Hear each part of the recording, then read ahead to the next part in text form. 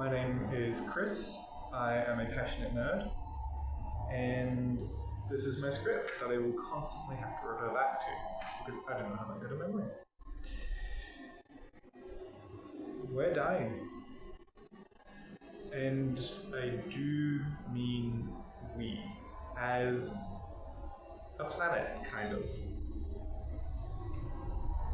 Obviously, the Earth has gone through many mass extinctions, and I will go through 5 of them today, the 5 that we know of, and then have my little passionate rant, because this is something that I feel needs to be said to some degree, whether people watch this video or not. I think it's still important. So, script. The first known mass extinction event happened around 444 million years ago, during the Ordovician-Silurian period. Most life was in the oceans, in the water, and there was some very early terrestrial plant life. And 71% of it was wiped out, was extincted, gone. The leading explanation involves a process called silicate weathering, which reduced carbon dioxide in the atmosphere. The silicates would absorb it, which cooled the Earth's temperature, creating ice sheets that spanned the globe. Then, when those ice sheets were covering the silicates, they couldn't catch the carbon dioxide anymore. Earth heated up, ice caps melted. Repeat. This feedback loop of rising sea levels and changing temperatures was not something that most animals could survive. Most plants and animals, most creatures on Earth at the time, they couldn't survive it.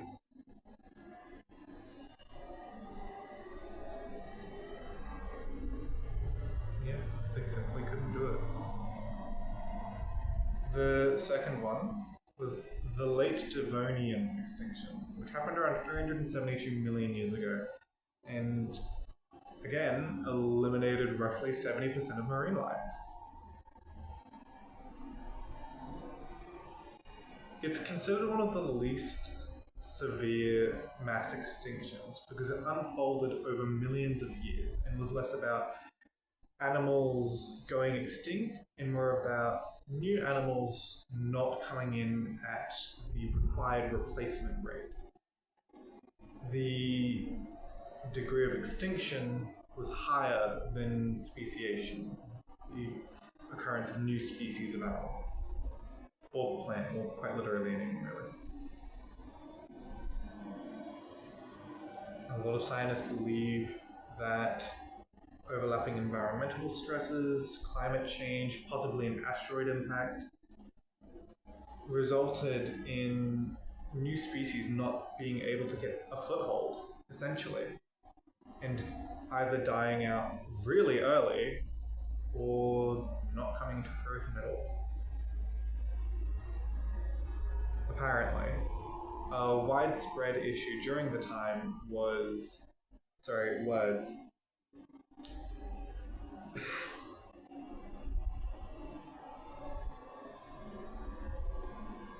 ocean anoxia, meaning dangerously low oxygen levels in the sea.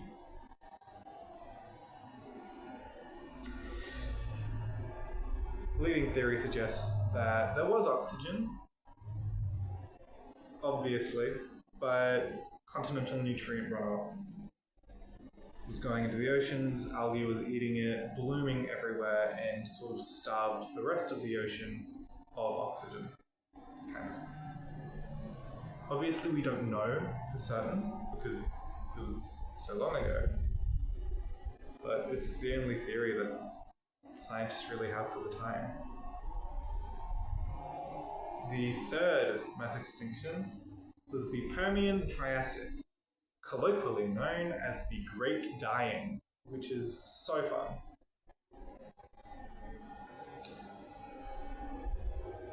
It was the most catastrophic extinction on Earth and occurred about 250 million years ago. It was bad. At least 80% of marine life went extinct, and 70% of terrestrial vertebrates vanished. More than half of all animal families disappeared. Just gone.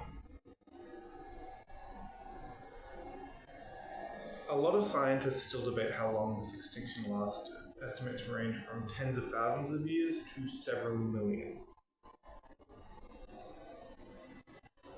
Most explanations focus on severe disruptions to the carbon cycle and global temperatures. Massive volcanic eruptions in what is now Siberia formed the Siberian Traps, releasing enormous amounts of greenhouse gases, and ash, which likely caused extreme warming, ocean acidification, reduced oxygen levels, and widespread ecological collapse.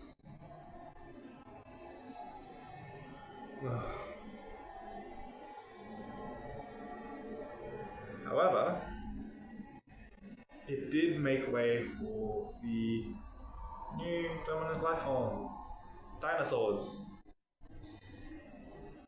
The fourth mass extinction was the late Triassic extinction, which occurred around 208 million years ago. And wiped out many amphibians, reptiles, and marine invertebrates. Lovely. Unlike other extinctions, there is no evidence of a single catastrophic trigger.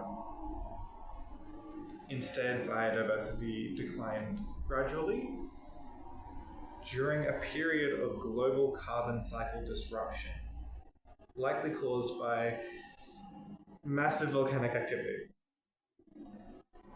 These eruptions release large amounts of greenhouse gases, driving rapid climate change, and many species just couldn't adapt. The fifth mass extinction is one of the most famous, and I'm sure you've guessed it. The Cretaceous Paleogen occurred 66 million years ago and killed about 67% of species, getting rid of the dinosaurs and making way for mammals and birds. Well, what was left of the mammals and birds. The overwhelming scientific consensus is, of course, an asteroid, roughly 10 kilometers or 6.2 miles across,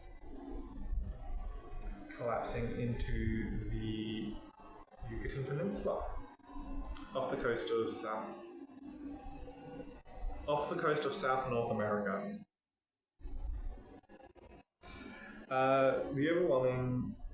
The collision released immense heat, dust, debris, everything into the atmosphere, blocking sunlight, collapsing food chains, and throwing the world into an ice age. Which obviously most cold-blooded animals couldn't survive, which is why we don't have dinosaurs anymore. But yeah, it allowed mammals and birds to rise up, rediversify, come you and me, and flamingos. The problem is that a lot of scientists today believe we're in the sixth mass extinction event. Believe that it is currently happening. I'm going to hold this right in front of me and read it out because I got very passionate. Unlike the previous five, the sixth mass extinction does not yet have a formal name, and it's happening right now. Driven primarily by human activity, species are disappearing 100 to 1,000 times faster than natural background rates. Natural background rates being how they would naturally go extinct without human beings being here. And modernifying everything. Modernifying everything. That's the term I'm using, apparently. Scientists warn that up to 50% of all living species could vanish by the year 2100. The main causes obviously being habitat destruction, invasive species, overexploitation of wildlife, and climate change. Greenhouse gas emissions from burning fossil fuels are warming the planet at an unprecedented rate. Alarmingly, today's oceans are warming up to 100 times faster than they did during the Permian-Triassic extinction. Do you realize how insane that is? 100 times faster. The world is ending now better than it did before. Which is insane. The longest time between extinction events, between one extinction event and another, was 142 million years. The shortest time was 44 million years. And the average time between mass extinctions is roughly 95 million years. Considering the last mass extinction event was 66 million years ago, we could sit and wait 30 million years, see what happens, just sort of let the world do its thing in its own natural cycle, except we know it's not doing that. It's not. It's simply not. What's happening is there's an estimated 8.9 million species on Earth.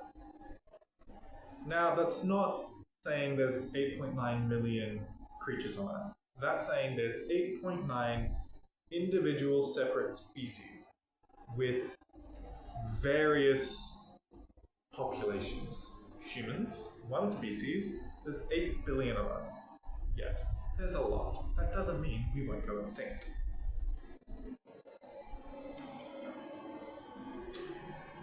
Since 1500, the year 1500, about 500 years ago, an estimated 1,300 species have gone extinct. Obviously including both vertebrates and invertebrates. Which I can acknowledge does not sound like a lot. But unfortunately, according to the IUCN Red List, there are nearly 50,000 different species threatened with extinction. Before the end of the century, so that's nice, I guess. According to a study run by leading researcher Axel I'm butchering this. Hochkirk, French. In 2023, however, that number could be closer to 2 million species at risk of extinction before the end of the century. 2 million. He looked at a variety of factors with his team and determined that 2 million species probably going to go extinct. Yeah, that's probably what's going to happen. That's what he figured out. That's what he did.